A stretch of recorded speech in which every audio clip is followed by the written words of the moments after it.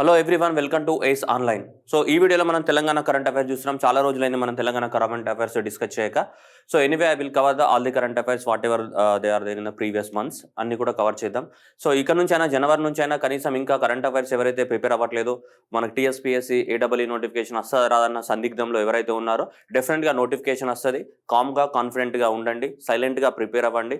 So జనవరి month నుంచి అయినా at least current affairs follow అవడానికి ట్రై చేయండి. ఇంకా ఎవరైతే ప్రిపరేషన్ మొదలు పెట్టలేరో, ఇంకా మనకి నేను టెక్నికల్గా చదువుకుంటా, ఎగ్జామ్ నోటిఫికేషన్ వచ్చినప్పుడు జిఎస్ చదువుతా, ఇట్లాంటి ఆలోచనలు ఉంటే అవన్నీ మైండ్లోకి వెళ్ళి డిలీట్ చేయండి. డిలీట్ చేసి జనవరి మంత్ నుంచి at least current affairs, national current affairs కానీ, మన తెలంగాణ సపరేట్ కరెంట్ అఫైర్స్ అయినా కానీ ఏవైనా సరే కరెంట్ అఫైర్స్ ఫాలో అవడానికి ట్రై చేయండి. సో అట్లాగే ఏడబ్ల్యూ ఏఈ కానీ, ఇంజనీరింగ్ సర్వీసెస్ కానీ, గేట్ కానీ, ఎస్ఎస్సి జేఈ కానీ, జెన్కో కానీ ప్రీ రికార్డెడ్ క్లాసెస్ కోసం, అంటే ఆల్రెడీ రికార్డ్ చేసిన క్లాసెస్ కోసం మీరు కనుక పర్చేస్ చేయాలనుకుంటే మనకి ఏస్ ఆన్లైన్ అనే యాప్ని గూగుల్ ప్లే స్టోర్ నుంచి డౌన్లోడ్ చేసుకొని మీరు ఏ కోర్స్ అయితే పర్చేస్ చేయాలనుకుంటున్నారో వాటి యొక్క డెమోస్ అన్ని చూసుకొని మీరు కోర్సు పర్చేస్ చేసుకోవడానికి అవకాశం ఉంది. మన యాప్ పేరు ఏంటిది? ఏస్ ఆన్లైన్ యాప్ని డౌన్లోడ్ చేసుకోవచ్చు మీరు. ఓకే, సో యాజ్ యూజువల్గా మనం వెళ్ళిపోదాం కరెంట్ అఫైర్స్లోకి.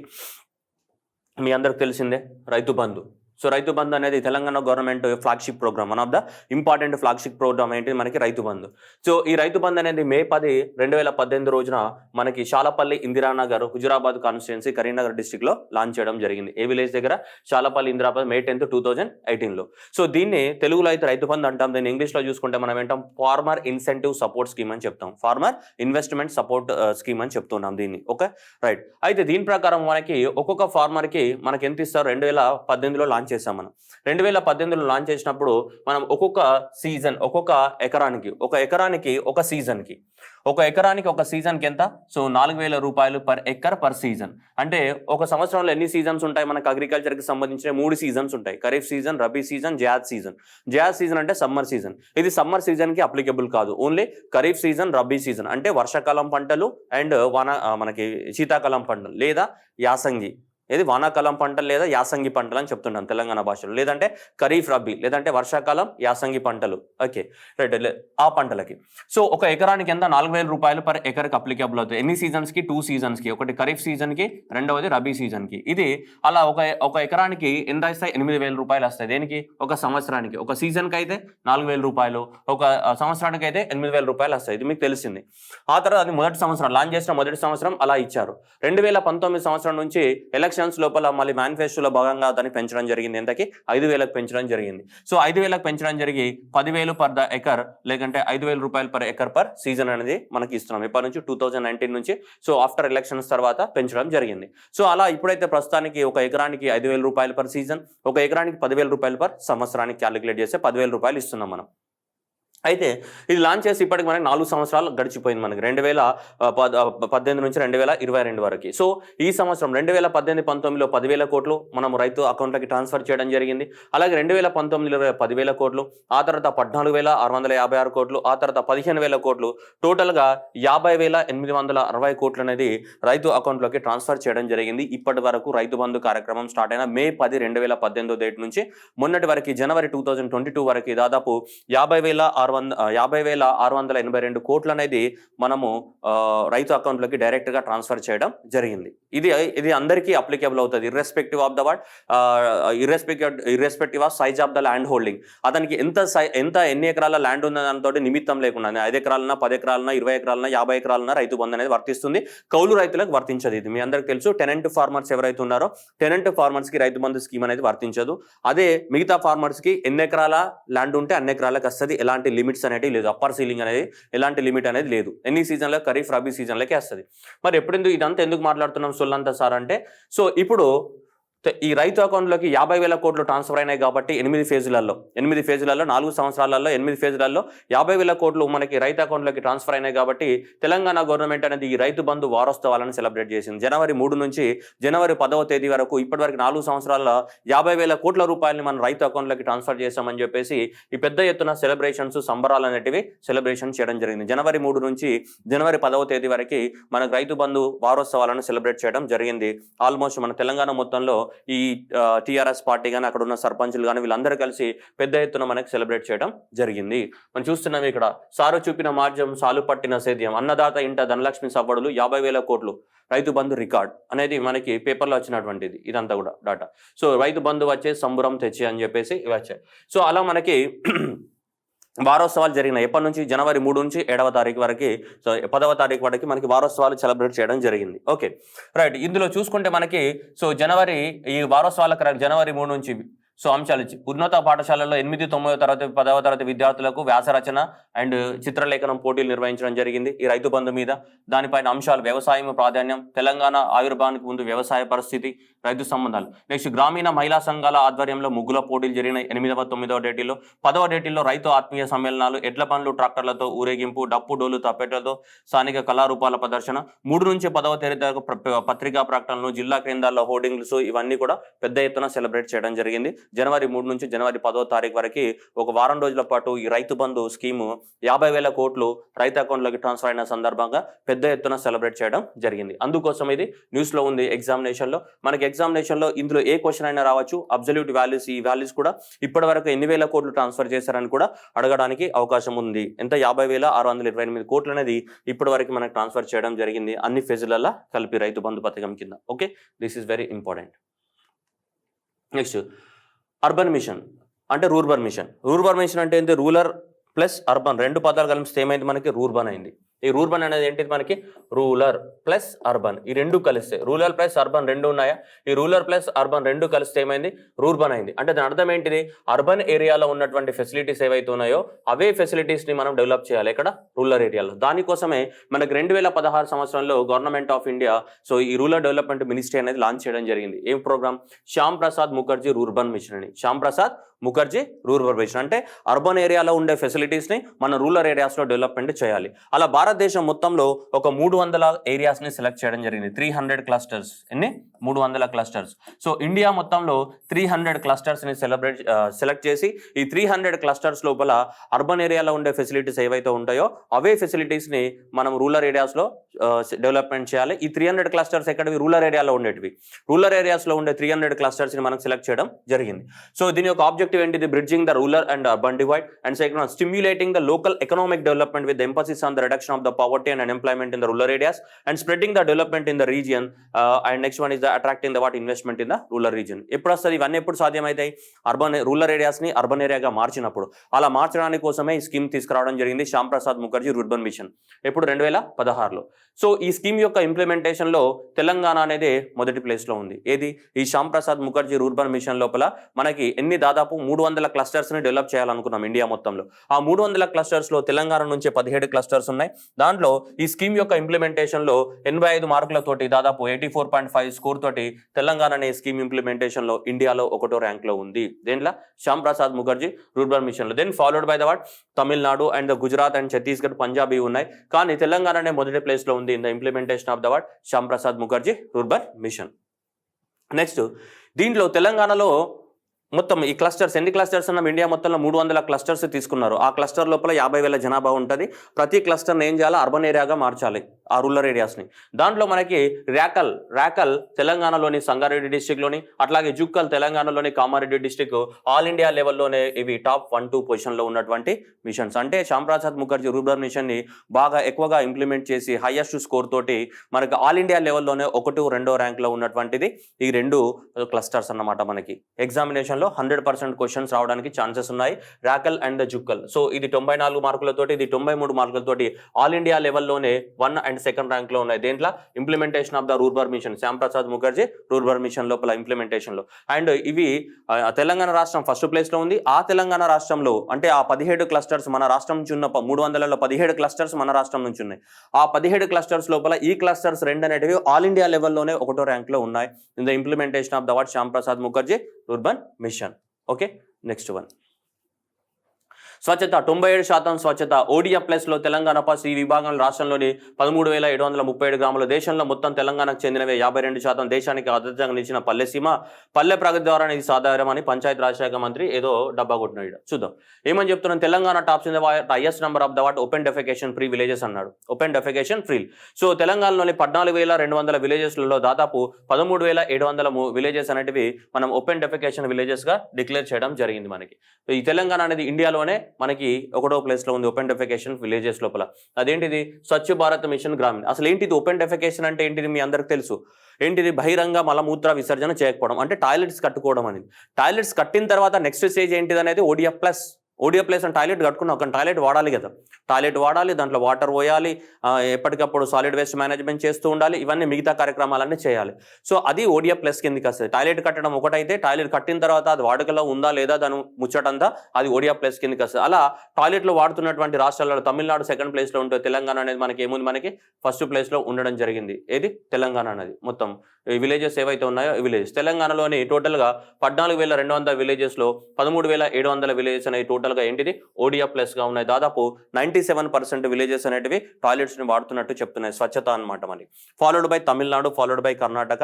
సో ఇవన్నీ ఉన్నాయి మనకి. సో తెలంగాణలో 97% అనేది స్వచ్ఛగా ఉంది, ఎక్కడ రూరల్ ఏరియాస్కి సంబంధించి. సో స్వచ్ఛతలో 97% మనకి తెలంగాణది ఉంది మనకి. ఓకేనా? ఆ వివరాల ప్రకారం రాష్ట్రంలోని 14,200 గ్రామాల్లో 13,730 గ్రామాలు ఓడిఎఫ్ ప్లస్గా నిలిచాయి. దేశంలో మొత్తం 5,82,903 గ్రామాలు ఉంటే 26,138 గ్రామాలు మాత్రమే ఓడిఎఫ్ ప్లస్ పరిధిలోకి వచ్చాయి. వాటిలో తెలంగాణకి సంబంధించినవే 13,737, అంటే 51%. భారతదేశంలోని దాదాపు 5 లక్షల గ్రామాలు, 5 లక్షల గ్రామాలలో ఓడిఎఫ్ ప్లస్ పరిధిలోకి వచ్చినవన్నీ 26,000. ఓడిఎఫ్ ప్లస్ అంటే ఏంటిది? అవన్నీ మిగతా కార్యక్రమాలన్నీ చేయాల్సి ఉంటుంది. ఓకేనా? ఓడిఎఫ్ ప్లస్ అంటే ఏంటిది అంటే చూడండి, ఇక్కడ కేవలం మరుగుదొడ్లు నిర్మించుకోవడమే కాదు, మరుగుదొడ్లు నిర్మించుకుంటే ఓడిఎఫ్గా ప్రకటిస్తానని చెప్పినట్టు ఓడిఎఫ్ ప్లస్ అంటున్నాం మనం. ఓడిఎఫ్ ప్లస్ ఆ తర్వాత ఓడిఎఫ్ ప్లస్ గుర్తింపు పొందాలంటే ఆ గ్రామంలోని ప్రభుత్వ కార్యాలయాలు, సంస్థలన్నింటిలో మరుగుదొడ్లను నిర్మించడం, ఇంటింటికి చెత్తను సేకరించిన చెత్త డంపింగ్ యార్డుల్లో తడి చెత్తగా పొడి చెత్తగా వేరు చేయడం, దానికి ట్రాక్టర్ సమకూర్చడం, శ్మశాన వాటికలు నిర్మించడం, అండ్ ఇంకుడు గుంతలు నిర్మించడం, రోడ్లపైన నీళ్లు నిలవకుండా చేయడం అండ్ వంటి కార్యక్రమాలన్నీ కూడా చేపట్టాలి. అలా చేపడితేనే దాన్ని ఏమంటాం? ఓడిఎఫ్ ప్లస్ అంటాం. నిజంగా ఇది తెలంగాణ గ్రామాలలో వాస్తవానికి జరుగుతుంది. ప్రతి ఇంటింటికి చెత్త తీసుకెళ్తున్నారు వాళ్ళు, ఇవన్నీ తీసుకెళ్తున్నారు గ్రామాలలో. సో అందుకోసమే మనకి ఓడిఎఫ్ అనే ప్లస్లో తెలంగాణ అనేది ఏముంది? మొదటి దాంట్లో ఉంది మనకి. Next India today. So India today ఇచ్చినటువంటి రిపోర్టు, ఆ రిపోర్ట్ పేరు ఏంటిది? Best of the states in India 2021. India today వాళ్ళు పబ్లిష్ చేస్తారు ఎవ్రీ ఇయర్. ఆ 2021లో ఉన్న పర్ఫార్మెన్స్ ఆధారంగా మనకు రిపోర్ట్ని పబ్లిష్ చేయడం జరుగుతుంది. ఎవరు? India today best of the states 2021. So ఇలా రకరకాల కేటగిరీస్ ఉన్నాయి. దీంట్లో ఓవరాల్గా ఇచ్చిన రిపోర్ట్లో తమిళనాడు అనేది ఫస్ట్ ప్లేస్లో ఉంది. ఈ రిపోర్ట్లో తమిళనాడు అనేది ఫస్ట్ ప్లేస్లో ఉంది. సో ఈ కేటగిరీస్ ఉన్నాయి ఇక్కడ మనకు. ఓవరాల్ కేటగిరీ అంటే ఇవన్నీ కలిపి. నెక్స్ట్ ఇక్కడ ఏమైనా ఎకానమీ కానీ, ఇన్ఫ్రాస్ట్రక్చర్ కానీ, అగ్రికల్చర్ కానీ, హెల్త్ కానీ, education, law and order, governance, inclusive, tourism, environment, cleanliness, ఇవన్నీ ఉన్నాయి. ఈ అన్నిటిలో అవార్డ్స్ ఇస్తారు. ఏ రాష్ట్రం అనేది మంచి పర్ఫార్మెన్స్ ఇస్తుంది అనేది ఇస్తారు. కానీ మనకి ఇందులో ఎకానమీ పాయింట్ ఆఫ్ లో చూస్తే తెలంగాణ అనేది ఫస్ట్ ప్లేస్లో ఉంది. సో ఇండియా టుడే ఇచ్చిన రిపోర్ట్ ప్రకారంగా ఎకానమీ అండ్ పాయింట్ ఆఫ్ వ్యూలో తెలంగాణ ఫస్ట్ ప్లేస్లో ఉంటే, ఇన్క్లూసివ్ డెవలప్మెంట్ కేటగిరీలో ఎవరున్నారు? మనకి ఆంధ్రప్రదేశ్ అనేది ఫస్ట్ ప్లేస్లో ఉంది. ఓకే, లా అండ్ ఆర్డర్లో గుజరాత్ అనే ఫస్ట్ ప్లేస్లో ఉంది, ఎడ్యుకేషన్లో హిమాచల్ ప్రదేశ్, హెల్త్లో కేరళ, అగ్రికల్చర్లో పంజాబ్, ఇన్ఫ్రాస్ట్రక్చర్లో పంజాబ్, ఇలా ఉన్నాయి. సో అన్ని గుర్తుపెట్టుకోవాలన్నా సార్ అంటే అన్ని అవసరం లేదు. బట్ ఓవరాల్గా తమిళనాడు అనేది ఫస్ట్ ప్లేస్లో ఉంది. ఎకానమీలో మనకి ఏ రాష్ట్రం ఫస్ట్ ప్లేస్లో ఉంది అంటాడు? ఎకానమీలో మనకి ఇది తెలంగాణ అనే మొదటి ప్లేస్లో ఉంది. ఎవరిచ్చిన రిపోర్ట్ ప్రకారం? ఇండియా టుడే ఇచ్చినటువంటి best of the states 2021 report ప్రకారం. మరి లాస్ట్ ఇయర్ రిపోర్ట్కి ఈ ఇయర్ రిపోర్ట్కి తెలంగాణ ఏమన్నా అభివృద్ధి చెందిందా, ఏమైనా డెవలప్మెంట్ ఏమైనా ప్రోగ్రెస్ చెందిందా తెలంగాణ అని కనుక మనం అబ్జర్వ్ చేస్తే 2020-2021 రిపోర్ట్ ప్రకారం తీసుకుంటే తెలంగాణ అనేది అంతకుముందు లాస్ట్ ఇయర్ 9వ ర్యాంక్లో ఉంటే ఈసారి ఏ ర్యాంక్లో ఉంది? 7వ ర్యాంక్లో ఉంది. ఇది కూడా ఇంపార్టెంట్. ఓవరాల్ ఇండియాలో మనకి తమిళనాడు అనేది ఫస్ట్ ప్లేస్లో ఉంటే తెలంగాణ అనేది ఏ ప్లేస్లో ఉంది? 7th ప్లేస్లో ఉందని మనకి ఇండియా టుడే సర్వే చెప్తుంది. దాంట్లో ఓవరాల్గా తెలంగాణ అనేది 7వ ర్యాంక్లో ఉంది, బట్ ఎకానమీలో 1వ ర్యాంక్లో ఉంది. ఓకే, ఆంధ్రప్రదేశ్ అనేది ఓవరాల్గా 6th ప్లేస్లో ఉంది, కానీ ఇంక్లూసివ్ డెవలప్మెంట్లో 1వ ర్యాంక్లో ఉంది. సో ఇక్కడ తెలంగాణ కూడా ఏంటి మనకి 7వ ర్యాంక్లో ఉంది according to the what, so report published by the what India today magazine వాళ్ళు పబ్లిష్ చేసిన రిపోర్ట్ ప్రకారం తెలంగాణ అనేది 7th ర్యాంక్లో ఉంది. సో దేంట్లో 1వ ర్యాంక్లో ఉంది మనకి ఈ ఎకనామిక్ డెవలప్మెంట్ ఏదైతే ఉందో, ఈ ఎకనామిక్ డెవలప్మెంట్లో తెలంగాణ అనేది ఏముంది మనకి 1వ ర్యాంక్లో ఉంది. ఓకే, నెక్స్ట్ పిఎం స్వనిధి అంటే మనకి ఆల్రెడీ తెలుసు, ఈ కరోనా లాక్డౌన్ ఫస్ట్ లాక్డౌన్ తర్వాత మనకు చాలా మంది ఎఫెక్ట్ అయ్యారు. సో ప్రధానమంత్రి స్ట్రీట్ వెండర్స్ ఆత్మనిర్భర్ నిధి అని. ఓకే, సో ప్రధానమంత్రి ఇది SV start for street vendors, అంటే ఈ గలీలలో చిన్న చిన్న ఇడ్లీ బండి పెట్టుకొని పూలు అమ్ముకునేటోళ్ళు, పండ్లు అమ్ముకునేటోళ్ళు, ఈ కూరగాయలు అమ్ముకునేటోళ్ళు వీళ్ళందరూ ఉంటారు కదా, వాళ్ళందరినీ ఏమంటాం స్ట్రీట్ వెండర్స్ అంటాం. స్ట్రీట్ వెండర్ ఆత్మనిర్భర్ నిధి అని వాళ్ళకి. ఓకే, సో అది పిఎం స్వనిధి అంటాం. అంటే ఈ స్కీమ్ ఎవరి కోసం, స్ట్రీట్ వెండర్కి సంబంధించింది. ఎవరు మన స్ట్రీట్ వెండర్స్ అంతా ఎక్కడ ఉంటారు, మన పట్టణాలలోనే కదా, అందుకోసం ఈ లాంచ్ చేసిన వాళ్ళు ఎవరు, ministry of the urban affairs వాళ్ళు లాంచ్ చేయడం జరిగింది. It will facilitate the what working loan up to the 10,000 to incentivize the what regular repayment, to reward the what digital transactions చేస్తే క్యాష్ బ్యాక్ వస్తుంది వాళ్ళకి. ఈ చిన్న చిన్న ఇడ్లీ బండి దగ్గర మనం కూడా Paytm, Google pay, phone pay మీరు యూజ్ చేస్తూ ఉంటారు కదా, సో అలా అనమాట మనకి అలా వాళ్ళని వాడటానికి ఎంకరేజ్ చేయడం. అయితే ఈ కోవిడ్ లాక్డౌన్ వల్ల వాళ్ళందరికీ వ్యాపారం లేకపోవడం వల్ల చాలా లాస్ అయ్యారు. కాబట్టి ఈ కోవిడ్ లాక్డౌన్లో మనకి 2020 సంవత్సరంలో ఈ ఫస్ట్ కోవిడ్ లాక్డౌన్ వచ్చింది కదా, ఆ టైంలో ఈ స్కీమ్ లాంచ్ చేయడం జరిగింది మనకి.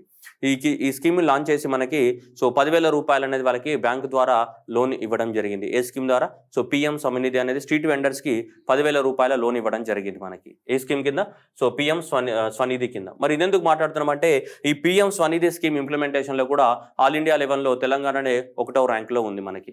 సో ఆల్ ఇండియా లెవెల్లో ఈ తెలంగాణ అనేది 1వ ర్యాంక్లో ఉంది. ఈ స్కీమ్ కింద చూసుకుంటే మొత్తము రాష్ట్రంలో రిజిస్టర్ అయిన వీధి వ్యాపారులు 5,18,000 మంది వీధి వ్యాపారులు రిజిస్టర్ అయ్యారు. మొదటి విడతలో 3,40,000 మందికి మనకు 10,000 రూపాయలు ఇవ్వడం జరిగింది. ఆ తర్వాత మొత్తము 3,64,000 మందికి మనకి మంజూరైంది ఇప్పటి వరకు. అందులో రుణాలు పొందిన వారు 3,45,000 మంది, మొత్తం 364 కోట్లు, పంపిణీ చేసిన 340 కోట్లు, రెండవ విడత లక్ష్యం 340 కోట్లు. మొత్తము మనకి ఇచ్చిన టార్గెట్ కన్నా కూడా ఎక్కువ మొత్తంలో లోన్స్ ఇవ్వడం జరిగింది. ఈ పిఎం స్వనిధి పథకాన్ని ఇంప్లిమెంట్ చేయడంలో కూడా మనకి తెలంగాణ అనేది ఆల్ ఇండియా లెవెల్లో ఫస్ట్ ప్లేస్లో ఉంది. మున్సిపాలిటీస్లో చూసుకుంటే మనకి వరంగల్ మున్సిపల్ కార్పొరేషన్ అనేది ఫస్ట్ ప్లేస్లో ఉంది, నిజామాబాద్ మున్సిపల్ కార్పొరేషన్ 4వ ప్లేస్లో ఉంది, ఖమ్మం మున్సిపల్ కార్పొరేషన్ 9వ స్థానంలో ఉంది. టాప్ 10లో నిలిచిన పట్టణాలు నగరాలలో సో మనకి మున్సిపల్ కార్పొరేషన్ వరంగల్ ఎక్కడుంది, మనకి మొదటి స్థానంలో ఉంది ఇండియాలో. రైట్, ఇక మన తెలంగాణ లోకల్లో చూసుకుంటే మొదటి స్థానంలో ఎవరున్నారు, సిరిసిల్ల, అండ్ రెండవ స్థానం సిద్దిపేట, కామారెడ్డి, నిర్మల్. ఇవన్నీ గుర్తుపెట్టుకోవాలంటే ఇవన్నీ అవసరం లేదు, అట్లీస్ట్ ఇది గుర్తుపెట్టుకోవాలి. పిఎం స్వనిధి ఇంప్లిమెంటేషన్ చేయడంలో కూడా ఈ పథకం కింద తొలి విడతగా 3,40,000 మందికి రుణాలు అందించాలని కేంద్ర ప్రభుత్వం నిర్దేశించగా రాష్ట్రంలో అంతకు మించి ఇవ్వడం జరిగింది. పిఎం స్వనిధి వర్కింగ్ క్యాపిటల్గా 365 కోట్లను ఇంతమందికి మంజూరు చేయడం జరిగింది. సో గవర్నమెంట్ ఇచ్చిన టార్గెట్ కన్నా ఎక్కువ మందికి మనకి ఇవ్వడం జరిగింది. 3,40,000 మందికి ఇవ్వమంటే మనం 3,60,000 మందికి మనము రీచ్ అవ్వడం జరిగింది. ఓకేనా, పిఎం స్వనిధి ఇంప్లిమెంటేషన్లో కూడా ఇంతకుముందు చెప్పామని శ్యామ్ ప్రసాద్ రూర్బన్ మిషన్లో తెలంగాణ ఫస్ట్ ప్లేస్లో ఉంది, అండ్ పిఎం స్వనిధి ఇంప్లిమెంటేషన్లో కూడా తెలంగాణనే టాప్ ర్యాంక్లో ఉంది ఇండియాలో. నెక్స్ట్ సారు మళ్ళీ మార్చిండు, ఇది మనం చాలాసార్లు డిస్కస్ చేసాం. సో ప్రాణహిత చెవెళ్ళ ప్రాజెక్ట్ ఏదైతే కడుతున్నామో ఆ ప్రాణహిత చెవెళ్ళ ప్రాజెక్ట్ దగ్గర దాన్ని క్యాన్సిల్ చేసి మనం ఏం చేసాం, కాళేశ్వరం లిఫ్ట్ ఇరిగేషన్ ప్రాజెక్ట్ అని అనుకున్నాం మనం. సో ప్రాణహిత చెవెళ్ళ దగ్గర ఏం చేసాం, దాన్ని మహారాష్ట్ర ఒప్పుకోవట్లేదని చెప్పేసి దాన్ని క్యాన్సిల్ చేసి అక్కడ తుమ్మిడిహట్టి అనే ప్రాజెక్ట్ కట్టాలని నిర్ణయించుకున్నాం. మళ్ళీ ఇప్పుడు కేసీఆర్ సార్ ఏమంటున్నాడంటే, గతంలో తుమ్మిడిహట్టి వద్ద నిర్మాణానికి ప్రతిపాదన, ఇక్కడ నిర్మాణానికి ప్రతికూల పరిస్థితులు, నిర్మాణ వ్యయం భారీగా పెరిగే అవకాశం ఉంది, అనుమతులకు చాప్రాల్ వైల్డ్ లైఫ్ శాంక్చురీ అడ్డంగా ఉంది, అందుకే వాదా నదిపై బ్యారేజ్ నిర్మించాలని నిర్ణయం, ముంపు లేకుండానే బ్యారేజ్ నిర్మించే పనులకి వెలుసుబాటు. ఇప్పుడు తుమ్మిడిహట్టి ఏదైతే మనం అనుకున్నామో ఈ తుమ్మిడిహట్టి అనేది మనం క్యాన్సిల్ చేద్దాం అనుకుంటున్నాం. కొమరంభీం ఆసిఫాబాద్లో కట్టే ప్రాజెక్టు ఏంటిది, ఇది ఎక్కడుంది, ఎలా ఉంది అనేది మీ అందరికీ తెలుసు. అది ఇదంతా మనకి పాత ఆదిలాబాద్ జిల్లా, ఓల్డ్ ఆదిలాబాద్ జిల్లా. మనకి ఈ ఓల్డ్ ఆదిలాబాద్ జిల్లా అంటే ఏంటిది, కొమరంభీం ఆసిఫాబాద్. ఇక్కడ ఏమైంది మనకి మంచిర్యాల, పైన ఉన్నది ఏమైంది మనకి ఇదంతా కూడా ఆదిలాబాద్, ఈ హోతా హై నిర్మల్. ఇదంతా ఏంటి మనకి మంచిర్యాల జిల్లా. సో నెక్స్ట్ ఇక్కడ ఏముంది మనకి ఆసిఫాబాద్, ఇదంతా ఏముంది మనకి ఆసిఫాబాద్ జిల్లా ఉంది. మనం ఆల్రెడీ ఈ ప్రాజెక్ట్ ఎక్కడ నిర్మించాలనుకున్నాం, ఇక్కడ నుంచి వార్దా రివర్ వస్తుంది, ఇక్కడ నుంచి ఏమొస్తుంది వేణుగంగ, మహారాష్ట్ర నుంచి వార్దా వేణుగంగ వచ్చేసి ఈ వార్దా వేణుగంగ రెండు కలిసిన తర్వాతనే ఏం ఫామ్ అయితే ప్రాణహిత ఏ రివర్ ఫామ్ అయితే ఇలా ప్రాణహిత రివర్ ఫామ్ అయితే ఇలా ప్రాణహిత రివర్ అనేది మళ్ళీ వెళ్ళి మన కాళేశ్వరం దగ్గర ఇక్కడ నుంచి వచ్చే దేంట్లో కలుస్తుంది, గోదావరి నదిలో కలుస్తుంది అని మనం చదువుకున్నాం. గోదావరి నదిలో ఇది. సో ఈ రివర్ ఏంటి మనకి ప్రాణహిత, ఇస్కో బోల్తే అపన్ ప్రాణహిత రివర్, ఓకేనా, ఇది ప్రాణహిత. సో ఈ ప్రాణహిత రివర్ పైన ఇక్కడ మనం తమ్మిడిహట్టి దగ్గర ఏం కడదాం అనుకున్నాం, ప్రాజెక్ట్ కడదాం అనుకున్నాం. ఇది యాక్చువల్ ఒరిజినల్ ప్లాన్. ప్రాణహిత దగ్గర 20 టీఎంసీల వాటర్ కోసము మనకి 20 టీఎంసీల వాటర్ని ఎత్తిపోయడానికి కోసము తమ్మిడిహట్టి దగ్గర 1.8 టీఎంసీస్ కెపాసిటీ తోటి మనం కడదాం అనుకున్నాము, ఓకేనా. కానీ ఇక్కడ బ్యారేజ్ కట్టడం ద్వారా ఒకవేళ ఈ ప్రాంతాల్లో బ్యారేజ్ కట్టాలనుకుంటే తమ్మిడిహట్టి దగ్గర, కొమరమి మాసిబాద్ జిల్లాలో తమ్మిడిహట్టి దగ్గర మనం బ్యారేజ్ కట్టాలనుకుంటే దాదాపు 148 మీటర్స్ హైట్లోనే కట్టాలి, ఓకే. సో దాని తర్వాత 110 నుంచి 120 వరకు దానికి గేట్స్ పెట్టాలి. దానికి ఒక 2000 కోట్లు ఖర్చు అవుతాయని చెబుతూ ఉన్నారు దీనికి. సో ఎక్కువ మొత్తంలో డ్యామ్ కట్టడానికి లేదు, అంతా 2000 కోట్లు అనేది 20 టీఎంసీల వాటర్ కోసము 2000 కోట్ల పైన ఖర్చు పెట్టడం అనేది వృధా, అండ్ ఫ్యూచర్లో డ్యామ్ను కూడా మెయింటైన్ చేయడం చాలా కష్టమవుతుందని చెప్పేసి ఇప్పుడు కేసీఆర్ సార్ ఏమంటున్నారంటే, ఇక్కడ మనకి ఈ రివర్ దేని వల్ల ఫామ్ అవుతుందమ్మా, మనకి వార్దా అండ్ వేన్గంగా ఈ 2 రివర్స్ కలిస్తేనే కదా, వార్దా అండ్ వేన్గంగా అనే 2 రివర్స్ కలిస్తేనే మనకి ఏం ఫామ్ అయింది, ప్రణహిత రివర్ అనేది ఫామ్ అవుతుంది ఇక్కడ. అయితే ఇప్పుడు ఏమంటున్నారు సార్ ఏమంటుండంటే, ఇప్పుడు ఈడద్దు అని చెప్తున్నాడు, ఆడద్దంట, అక్కడ అద్దని చెప్పి ఇప్పుడు ఇక్కడ ఓన్లీ వార్దా నది ఉంది కదా, ఓన్లీ వార్దా నది పైన బ్యారేజ్ నిర్మిస్తే మనకనేది దీని యొక్క కాస్ట్ అనేది తగ్గుతుంది. 600 కోట్ల రూపాయలతో డ్యామ్ కట్టడానికి అవకాశం ఉంటుంది. మనం తమ్మిడిహట్టి దగ్గర కట్టాల్సిన అవసరం లేదు, పైన ఉన్నటువంటి కొంచెం వార్దా నది పైనే కట్టాలి అని ఇప్పుడు తెలంగాణ గవర్నమెంట్ అనుకుంటుంది. ఎందుకంటే కాస్ట్ని తగ్గించడానికి కోసం 2000 కోట్లు 20 టీఎంసీల వాటర్ కోసము అంత పెద్ద 20,000 కోట్లు ఖర్చు పెట్టాల్సిన అవసరం లేదు, అది ఫ్యూచర్లో మెయింటైన్ చేయడానికి కూడా కష్టమే. అందువల్ల మనము ఇది తమ్మిడిహట్టి దగ్గర క్యాన్సిల్ చేసేసి మళ్ళీ పైన ఉన్నటువంటి వార్దా రివర్ దగ్గరనే కడదాము, ప్రణహిత రివర్ పైన కట్టేది కాస్త ఇక్కడికి షిఫ్ట్ చేస్తున్నాం వార్దా రివర్కి. తమ్మిడిహట్టి అనేది దేనిపైన కడదాం అనుకున్నాం, ప్రణహిత రివర్ పైన. ప్రణహిత రివర్ అంటే ఏంటిది, వార్దా వేణుగంగా 2 రివర్స్ కలిసిన తర్వాతనే మనం ఏమంటాం, ప్రణహిత రివర్ అంటాం కదా. ఇక్కడ నుంచి ప్రణహిత రివర్, ఇప్పుడు ఏమంటున్నాం, ప్రణహిత రివర్ నుంచి మళ్ళీ ఎటు షిఫ్ట్ చేసాం, వార్దా నది మీదకే షిఫ్ట్ చేయడం జరిగింది. సో ఈ వార్దా దగ్గరనే మనం బ్యారేజ్ కడదామని ఇప్పుడు గవర్నమెంట్ అనుకుంటుంది. దానికోసం డిపిఆర్ను కూడా ప్రిపేర్ చేస్తున్నారు. సో న్యూస్ పేపర్లో వచ్చింది ఏంటి, వార్దా నదిపై అది తమ్మిడిహట్టి దగ్గర ఏంటి ప్రతిపాదన క్యాన్సిల్ చేసేసి మళ్ళీ మనకి వార్దా నది పైననే కడదామని అనుకుంటున్నాను, వార్దా నది పైన. ఎందుకు, ఇది తగ్గించడానికి కోసము మనకి, ఓకే. సో అది దానికి డిస్కషన్ అనేది జరుగుతుంది, చూద్దాం మరి మిగతా ఏం జరుగుతుంది అనేది చూద్దాం. Next urban forest parks. So తెలంగాణలో ఒక యాప్ లాంచ్ చేసింది తెలంగాణ గవర్నమెంట్ అనేది, forest department of the Telangana వాళ్ళు app launch, first of its kind in India. వాళ్ళు ఏంటిది, ఈ అర్బన్ ఫారెస్ట్ పార్క్స్ అనే ఒక యాప్ లాంచ్ చేయడం జరిగింది. Complete information about the what urban forest, తెలంగాణలో అర్బన్ ఫారెస్ట్లు ఏమేమి ఉన్నాయి, ఎక్కడెక్కడ ఉన్నాయి, వాటికి సంబంధించిన కంప్లీట్ ఇన్ఫర్మేషన్ అవైలబిలిటీ కోసం అర్బన్ ఫారెస్ట్ పార్క్స్ అనే యాప్స్ని లాంచ్ చేయడం జరిగింది, ఓకే. నెక్స్ట్ స్తంభంపల్లిలో ethanol plant. This is going to be the what very important question. స్తంభంపల్లిలో ఈ జగిత్యాల డిస్టిక్ ధర్మపురి మండలము స్తంభంపల్లి, ఎక్కడ జగిత్యాల డిస్టిక్ లోపల. సో ఈ జగిత్యాల డిస్టిక్ లో ఉన్నటువంటి స్తంభంపల్లి ఏదైతే ఉందో, సో అక్కడ 13 కోట్లు ఆల్రెడీ గవర్నమెంట్ అనేది అలొకేట్ చేయడం జరిగింది. దాదాపు 700 కోట్లతో 100 ఎకరాలలో ఈథనాల్ ప్లాంట్ ని పెట్టాలనుకుంటున్నారు. ఎందుకంటే ఈ స్తంభంపల్లి ఇది ఎక్కడైతే ఉందో వీళ్ళు కూడా ఈ కంపెనీ పెడుతుంది, ఏ company, Kribhco, okay. So Kribhco company వాళ్ళు పెడుతున్నారు, Kribhco company. So Kribhco company stands for Krishant Bharat cooperative limited. Krishank Bharat cooperative limited వాళ్ళు ఎవరైతే ఉన్నారో, ఈ క్రిషాంక్ భారత్ కోఆపరేటివ్ లిమిటెడ్ ఎవరైతే ఉన్నారో వాళ్ళు ఈ కంపెనీని పెట్టడం జరుగుతుంది మనకి, ఓకేనా. Krishant Bharat cooperative limited ethanol plant.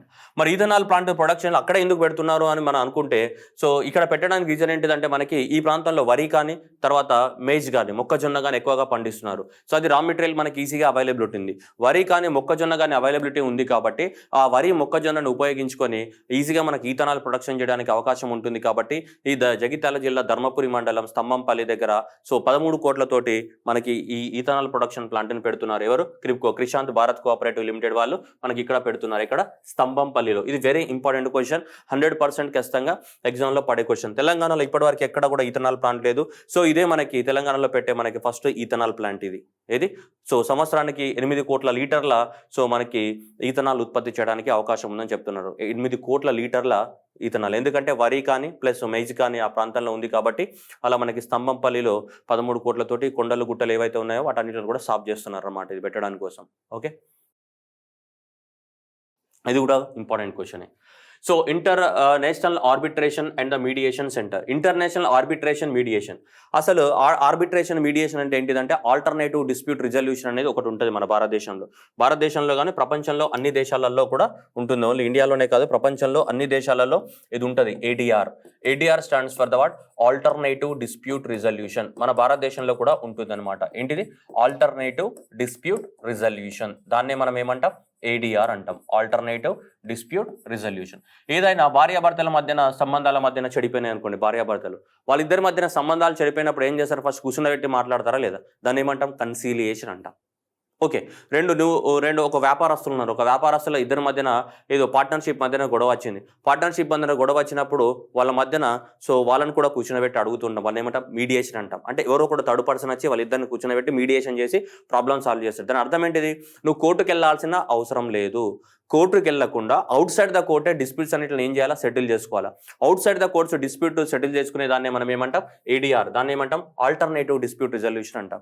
ఈ ఆల్టర్నేటివ్ డిస్ప్యూట్ రిజల్యూషన్ చాలా రకాలుగా ఉంటాయి. సంప్రదింపుల ద్వారా కూడా మనం ప్రాబ్లమ్ని సాల్వ్ చేసుకోవచ్చు కోర్టుకు వెళ్లకుండా, వాటిని ఏమంటాం నెగోషియేషన్స్ అంటాం. లేదంటే ఆర్బిట్రేషన్ కూడా ఒక టైప్ ఆఫ్ ఏంటిది మనకి మీడియేషనే. అండ్ లేదంటే కన్సీలియేషన్ కానీ, ఒక్కొక్క దానికి ఒక్కొక్క మెథడ్స్ ఉంటాయి. కన్సీలియేషన్ కానీ, నెక్స్ట్ ఆర్బిట్రేషన్ కానీ, మీడియేషన్ కానీ, ఇవన్నీ కూడా దేంట్లో భాగమమ్మా, ఇవన్నీ కూడా మనకేంటివి ఆల్టర్నేటివ్ డిస్ప్యూట్ రిజల్యూషన్. దేనికి ఆల్టర్నేటివ్, కోర్ట్స్కి ఆల్టర్నేటివ్, అంటే కోర్టుకు వెళ్లకుండా డిస్ప్యూట్ని సాల్వ్ చేసుకోవాలా. ఓకేనా, అలా నెగోషియేషన్స్ ద్వారా కానీ, ఆర్బిట్రేషన్ ద్వారా కానీ, కన్సిలియేషన్ ద్వారా కానీ, మీడియేషన్ ద్వారా కానీ మనం ఏం చేయొచ్చు, ఈ డిస్ప్యూట్ అన్నిటిని కూడా సాల్వ్ చేసుకోవడానికి అవకాశం ఉంటుంది.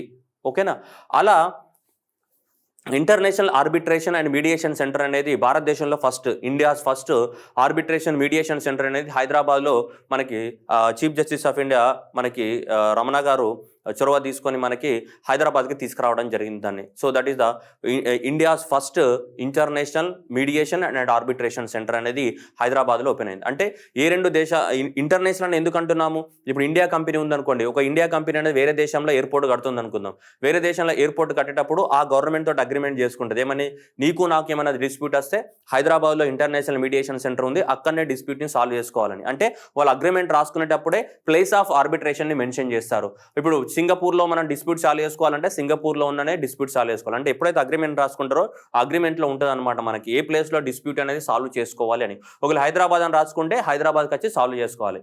ఓకే, అర్థమవుతుందా? అలాంటి వాటిని మనం ఏమంటాం ఆర్బిట్రేషన్ అండ్ మీడియేషన్ సెంటర్ అని చెప్తుంటాం. చాలా రకాలుగా ఉన్నాయి, దీని డెప్త్లోకి వెళ్తే మనం అంత అవసరం లేదు. కానీ హైదరాబాద్లో మనకి ఫస్ట్ టైం ఏం స్టార్ట్ అయింది, మనకి హైదరాబాద్లో కొలువు తీరినటువంటి ఏంటిది ఇంటర్నేషనల్ ఆర్బిట్రేషన్ మీడియేషన్ సెంటర్ ఇండియాలోనే ఫస్ట్ అనమాట. ఇండియాలో ఇంటర్నేషనల్ డిస్ప్యూట్స్ సాల్వ్ చేయడానికి ఏం లేవు, ఇదే మనకి. సో భారతదేశంలోనే తొలి అంతర్జాతీయ India's first international arbitration mediation centre భాగ్యనగరంలో కొలువు తీరింది. సో ఎక్కడ కొలువు తీరిందనే చెత్త బిట్ట అడుగుతాడు. హైదరాబాద్లో ఉందని తెలుసు కానీ హైదరాబాద్లో ఏడుంది, ఏ పొక్కలు ఉందని అడుగుతాడు ఎగ్జామ్లో, అర్థమవుతుందా? సో ఇది హైదరాబాద్ నగరంలోని నానక్రామ్ గూడాలోని ఫినిక్స్ వీకే టవర్స్లో ఏర్పాటు చేయడం జరిగింది. సో భారత ప్రధాన న్యాయమూర్తి జస్టిస్ ఎన్వి రమణ గారు డిసెంబర్ 18న ముఖ్యమంత్రి కె చంద్రశేఖరరావుతో కలిసి ప్రారంభించడం జరిగింది. ఇంతవరకు ఇంటర్నేషనల్ ఆర్బిట్రేషన్ కేంద్రాలు Paris, Singapore, Hong Kong, London, New York stock మార్కెట్లో మాత్రమే ఉన్నాయి. దాంతోపాటు ఆ సరసన ఇప్పుడు హైదరాబాద్ కూడా చేరడం జరిగింది. అంటే ఇంటర్నేషనల్ వాళ్ళు కూడా ఇండియాకి వచ్చే డిస్ప్యూట్స్ని సాల్వ్ చేసుకుంటారు. సార్ వాళ్ళు ఇండియాకి ఎందుకు వస్తారు సార్ అంటే అగ్రిమెంట్లో రాసుకుంటారు బేటా. అగ్రిమెంట్ రాసుకునేటప్పుడు ఏ ప్లేస్లో డిస్ప్యూట్ సాల్వ్ చేసుకోవాలనుకుంటే ఆ ప్లేస్కి వెళ్ళి రాసుకుంటారు, ఆ ప్లేస్కి వెళ్ళి సాల్వ్ చేసుకుంటారు. ఇప్పుడు హైదరాబాద్లో కూడా ఉంది కాబట్టి హైదరాబాద్లో కూడా రాసుకుంటారు. ఇండియా కంపెనీస్ అన్ని కూడా వేరే దేశానికి ఎందుకు వెళ్తాయి, హైదరాబాద్కి వచ్చి సాల్వ్ చేసుకుందాం అనుకుంటారు. సో అలా మనకి భారతదేశంలో ఫస్ట్ ఆర్బిట్రేషన్ మీడియేషన్ సెంటర్ అనేది మనకి నానక్రామ్ గూడాలోని ఫినిక్స్ టవర్స్ లోపల స్టార్ట్ అవ్వడం జరిగింది. ఓకేనా, very very very very important question. This is also expected question. December 18న మనకు స్టార్ట్ అవ్వడం జరిగింది. ఓకేనా, రైట్. నెక్స్ట్ అలాగే ఎన్వి రమణ గారు మళ్ళీ మనకి వరంగల్లోనే పెద్ద కోర్టు కాంప్లెక్స్ని కూడా ఓపెన్ చేయడం జరిగింది. దేశానికి ఆదర్శం అదే డిసెంబర్ మంత్లో CJI. సో వరంగల్లో the dedicated development of the project at Warangal. So heart of the Warangal city. దేశానికి ఆదర్శం వరంగల్ కోర్టుల భవన సముదాయం. ఓకేనా, 10 కోట్లతోటి వరంగల్లో మొత్తం కోట్లండి పెద్ద పెద్ద కొత్త భవనాలను అన్నింటిలో నిర్మించడం జరిగింది వరంగల్లో. సో వరంగల్లో నిర్మించినటువంటి కొత్త కోర్టు కాంప్లెక్స్ని మనకి జస్టిస్ ఎన్వి రమణ గారు ఓపెన్ చేయడం జరిగింది కంప్లీట్గా, అన్ని మౌలిక సదుపాయాలను కల్పించి. అలానే మనకి ఎన్వి రమణ గారు ఏం చెప్పారంటే ఇండియన్ జ్యుడిషియల్ ఇన్ఫ్రాస్ట్రక్చర్ కార్పొరేషన్ని ఏర్పాటు చేయాలని చెప్పడం జరిగింది. జ్యుడిషియర్కి కావాల్సినటువంటి ఇన్ఫ్రాస్ట్రక్చర్ ఏదైతే ఉందో ఆ ఇన్ఫ్రాస్ట్రక్చర్ని మొత్తం డెవలప్మెంట్ చేయడానికి కోసం ఇండియన్ జ్యుడిషియల్ ఇన్ఫ్రాస్ట్రక్చర్ కార్పొరేషన్ని కూడా ఏర్పాటు చేయాలని చెప్పడం జరిగింది. ఎప్పుడు వరంగల్లో మన కోర్టుని ప్రారంభించినప్పుడు సేమ్ బ్యాక్ టు బ్యాక్ జరిగినాయి. 2 రోజులు డిసెంబర్ 18, 19లో మనకి హైదరాబాద్ రావడం జరిగింది. మనకి ఎవరు ఎన్వి రమణ గారు.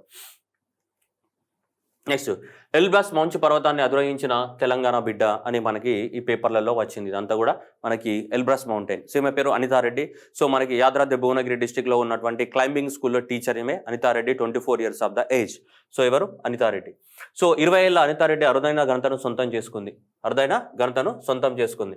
సో రష్యాలోని దట్టమైన అడవుల్లో ఉండేటువంటి 18,512 అడుగులో ఉన్నటువంటి ఎల్బ్రస్ మౌంటైన్ని సో మనకి యూరోప్ కాంటినెంట్ లోనే సో హైయెస్ట్ మౌంటైన్ ఇదే, ఏది ఎల్బ్రస్.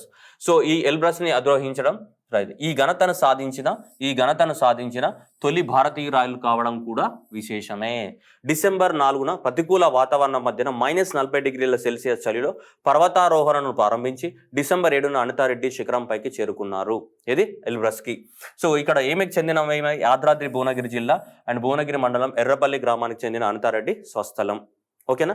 సో 2014 నుంచి ఇప్పటివరకు ఆమె క్లైంబింగ్ స్కూల్లో పర్వతారోహణపై శిక్షణ తీసుకున్నారు. అంతకుముందు ఆమె ఏం సాధించింది? సిక్కిం రాష్ట్రంలో 4,800 మీటర్ల పైన ఉన్నటువంటి రినాక్ పర్వతాన్ని, 2019లో 6,400 బీసీ రాయ్ పర్వతాన్ని, 2021లో లడ్డాఖ్లో ఉన్నటువంటి మనకి ఎత్తైన ఖడే పర్వతాన్ని, ఇలా చాలా పర్వతాలని ఆమె అధిరోహించడం జరిగింది. ఇప్పుడు మనకి ఎల్బ్రస్ మౌంటైన్, సో రష్యాలో ఉన్నటువంటి ఎల్బ్రస్ మౌంటైన్ని అధిరోహించినటువంటి మొట్టమొదటి భారతీయ వనితగా మనకి రికార్డులోకి ఫస్ట్ ఇండియన్. ఓకే. సో ఈమె ఇది ఎల్బ్రస్ మౌంటైన్ ఎక్కిన ఎవరు? అనితారెడ్డి మనకి. సో ఇది ఎగ్జామినేషన్లో ఇది కూడా చాలా ఇంపార్టెంటే. నెక్స్ట్ తెలంగాణ రాష్ట్రంలో పెట్టుబడులు రావాలని చెప్పేసి మనకి ఫ్రాన్స్లోని ఎగో సభ, ఓకే, ఫ్రాన్స్ దేశం ఇన్వైట్ చేసింది. ఆ ఫ్రాన్స్ దేశంలోకి వెళ్ళి మనకి కేటీఆర్ గారు స్పీచ్ ఇవ్వడం జరిగింది. సో అంబిషన్ ఇండియా 2021 సదస్సు మనకు ఫ్రాన్స్లో జరిగింది. దానిలో పాల్గొని growth, drafting and future of the Indo French relations in the what post Covid ఎరా అనే టాపిక్ పైన మనకి కేటీఆర్ గారు అక్కడ స్పీచ్ ఇవ్వడం జరిగింది. సో ఇలాంటి క్వశ్చన్స్ కూడా అప్పుడప్పుడు అడుగుతుంటాడు. సో ఫ్రాన్స్ దేశంకి వెళ్ళి ఆ ఫ్రాన్స్ దేశంలో ఇండియా అంబిషన్ సమ్మిట్ లోపల ఈ స్పీచ్ పైన ఈ టాపిక్ పైన మనకి స్పీచ్ ఇవ్వడం జరిగింది. ఏది? Growth, drafting future of the Indo French relations in post Covid era. Next APJ Abdul Kalam flyover మనకి ఆరాంఘర్ నుంచి, హైదరాబాద్లోని మనకి ఈ సంతోష్ నగర్ ఈ ప్రాంతం ఉంది కదా, అక్కడ ఆరాంఘర్. సో అక్కడ మినీ రింగ్ రోడ్గా పిలువబడే ఈ ఆరాంఘర్ నుంచి ఎల్బీ నగర్ వరకు, సో ఆరాంఘర్ నుంచి మనకి ఎల్బీ నగర్ వరకు ఉన్నటువంటి ఫ్లైఓవర్ నిర్మించడం జరిగింది. ఈ ఫ్లైఓవర్ పేరే మనకి ఏంటిది? ఏపీజే అబ్దుల్ కలాం ఫ్లైఓవర్ అని పేరెట్టడం జరిగింది. 1.3 కిలోమీటర్ల పొడవు ఉంది. దీన్నే ఏపీజే అబ్దుల్ కలాం ఫ్లైఓవర్గా పేరు పెట్టడం జరిగింది. ఇది రీసెంట్గా మనకి ఇనాగ్రేట్ చేయడం జరిగింది. ఇది ఏది? So APJ Abdul Kalam flyover Aramghar to LB Nagar. Next light auto company. So దాదాపు రాష్ట్రంలో పెట్టుబడులకు 2 లక్షల ఎకరాల స్థలం పరిశ్రమలకు అనువుగా ఉందని చెప్పడం జరిగింది. జర్మనీ వాళ్ళకు సంబంధించినటువంటి జర్మనీ కంపెనీ. సో ఈ జర్మనీ కంపెనీ అనేది భారతదేశంలో మనకి ఇన్వెస్ట్ పెట్టడానికి రావడం జరిగింది. సో జర్మనీకి చెందినటువంటి ఆటోమోటివ్ సంస్థ లైట్ ఆటో జహీరాబాద్లోని 100 ఎకరాల్లో 1,500 కోట్ల రూపాయలతో పెట్టుబడి, విడిభాగాలు, ముడి పదార్థాల ఉత్పత్తి, పరిశ్రమ ఏర్పాటు చేయడానికి తెలంగాణ ప్రభుత్వంతో ఒప్పందం కుదుర్చుకుంది. సో ఏది? ఈ సంస్థ జర్మనీకి చెందినటువంటి లైట్ ఆటో సంస్థ. సో మనకి తెలంగాణలో జహీరాబాద్లో ఇండస్ట్రియల్ ఉన్నాయి కదా, అన్ని మనకి వెహికల్స్ అన్ని అక్కడే తయారవుతాయి కదా జహీరాబాద్లో. సో జహీరాబాద్లో ఉన్నటువంటి వెహికల్ ఇండస్ట్రియల్ పార్క్ ఎక్కడ ఉందో అక్కడ మనకి light auto. So light auto అనే జర్మనీ కంపెనీ అనేది 1,500 కోట్ల రూపాయలతోటి విడిభాగాలు ఇవన్నిటికి సంబంధించినటువంటి సో మనకి చేయడం జరిగింది. ఇది ఇన్వెస్ట్మెంట్ పెట్టడం జరిగింది జహీరాబాద్లోని ఇండస్ట్రియల్ పార్క్లో. Next medical devices park. Medical devices park అంటే మీ అందరికి తెలుసు, మెడికల్కి సంబంధించిన స్ట్రెచర్స్ కానీ, బెడ్స్ కానీ, ఇవన్నీ స్టాండ్స్ కానీ, ఈ 3 wheels కానీ ఇవన్నీ మెడికల్లో ఉంటాయి వాటికి సంబంధించి. సో ఇండియాలోనే మనకి లార్జెస్ట్ మెడికల్ డివైజెస్ పార్క్ ఇదే. ఏది? జూన్ 17, 2017 రోజున హైదరాబాద్లో నియర్ హైదరాబాద్ ఎక్కడ మనకి సుల్తాన్పూర్, పటాన్చెరు డిస్ట్రిక్ట్, సంగారెడ్డిలో ఉంది. ఏది? మెడికల్ డివైజెస్ పార్క్స్ ఎక్కడ? సుల్తాన్పూర్లో స్టార్ట్ అయింది. That is the India's largest medical devices park. So ఎక్కడ ఉంది? సుల్తాన్పూర్, సంగారెడ్డి డిస్ట్రిక్ట్లో ఉంది. సో మనకి ఇది.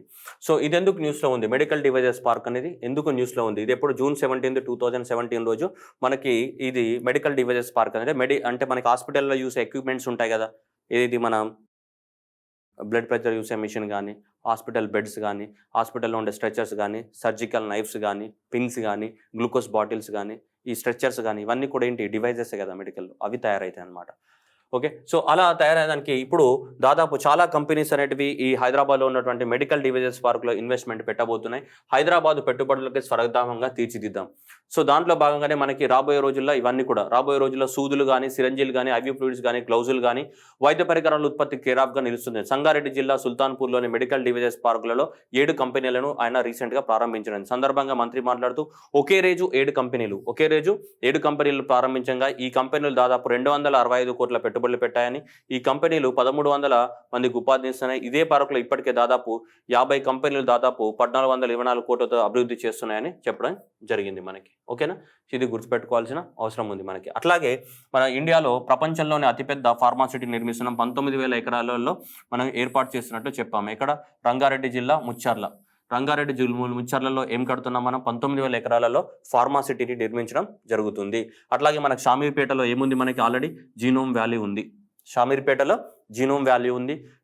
సుల్తాన్పూర్లో ఏముంది? మెడికల్ డివైజెస్ పార్క్ ఉంది. ఇంకా రాబోయే రోజులలో ఫార్మాసిటీ రాబోతుంది. ఇక్కడ రంగారెడ్డి జిల్లా ముచ్చార్లలో. షామీర్పేట అది కూడా రంగారెడ్డి జిల్లా, ఇప్పుడు మెడ్చల్. దాంట్లో ఏముంది మనకి? జీనోమ్ వ్యాలీ ఉంది. 3 important. Next prototype fighter wings. ఇక్కడ మనకు కనిపిస్తుంది లాక్హీడ్ మార్టిన్ అనేది అమెరికాలో ఉన్నటువంటి one of the biggest marketing company and manufacturing company with respect to aviation sector. ఈ గాలిలో ఎగిరే మోటార్లు ఉంటాయి కదా మనకి, ఏరోప్లేన్స్ కానీ ఇవన్నీ కూడా, వైజాజ్ ఇవన్నీ ఉంటాయి కదా. సో ఈ లాక్హీడ్ మార్టిన్ అనేది ఇవి ఫ్లైట్కి సంబంధించినటువంటి one of the biggest company prototype. Okay, ఇది లాక్హీడ్ అమెరికన్ కంపెనీ. ఏది? ఈ లాక్హీడ్ మార్టిన్ అనేది. ఇప్పుడు ఏమన్నా రాష్ట్రంలో తొలి ప్రోటోటైప్ ఫైటర్ వింగ్ అన్నాం. సో ఇలా ఈ ఫైటర్ వింగ్ ప్రోటోటైప్, ఈ ఫైటర్ వింగ్ ఇది అంటే యుద్ధ విమానం. సో యుద్ధ విమానానికి సంబంధించినటువంటి దానికి ఏమైతే ఎక్విప్మెంట్ స్పేర్ పార్ట్స్ ఏమైతే కావాలో ఆ స్పేర్ పార్ట్స్ అన్ని కూడా మనకి హైదరాబాద్లోనే తయారవుతున్నాయి. దానికి తయారు చేసిన కంపెనీ ఏది? Lockheed Martin. టాటా వాళ్ళు Lockheed Martin, Indian company Tata, American company Lockheed Martin, వీళ్ళిద్దరు కలిసి మనకి ఇబ్రాహీంపట్నం దగ్గర ఉన్నటువంటి ఆదింబట్లలో మనకి ఈ ఏరోస్పేస్ సెజ్ ఏదైతే ఉందో దాంట్లో తయారు చేయడం జరిగింది మనకి. ఓకేనా? రంగారెడ్డి జిల్లా. సో రంగారెడ్డి జిల్లా ఇబ్రాహీంపట్నం మండలం ఆదింబట్ల. ఎక్కడ? ఆదిబట్ల. సో ఈ ఆదిబట్ల దగ్గర మనకి ఏముంది? పెద్ద ఇది ఉంది, ఇది ఏముంది మనకి? సెజ్ ఉంది. దేనికి సంబంధించి? ఈ ఏవియేషన్ స్పెజ్, ఏవియేషన్కి సంబంధించినటువంటి ఎక్విప్మెంట్స్ తయారయ్యేటువంటి సెజ్ ఉంది. సెజ్ అంటే ఏంటి? Special economic zones. ఈ ఫైటర్ వింగ్స్ తయారీ సంస్థ టాటా సంబంధించినటువంటి Tata company plus Lockheed Martin American company వీళ్ళందరూ కలిసి ఇండియాలోనే ఫస్ట్ దేశీయంగా ప్రోటోటైప్ ఫైటర్ వింగ్ షిప్ సెట్ని విజయవంతంగా తయారు చేయడం జరిగింది. సో ఇక్కడ ఈ ఇబ్రాహీంపట్నంలో ఆదింబట్లలో మనకి ఏముంది? డిఫెన్స్ పార్క్ ఉంది. ఎవరు? ఆ డిఫెన్స్ పార్క్లో మోస్ట్ ఆఫ్ ద ఎక్విప్మెంట్స్ ఎవరు తయారు చేస్తారు? Tata and American company Lockheed Martin. వీళ్ళిద్దరు కలిసి ఇప్పుడు దీన్ని తయారు చేయడం జరిగింది, ఈ prototype of the fighter wing.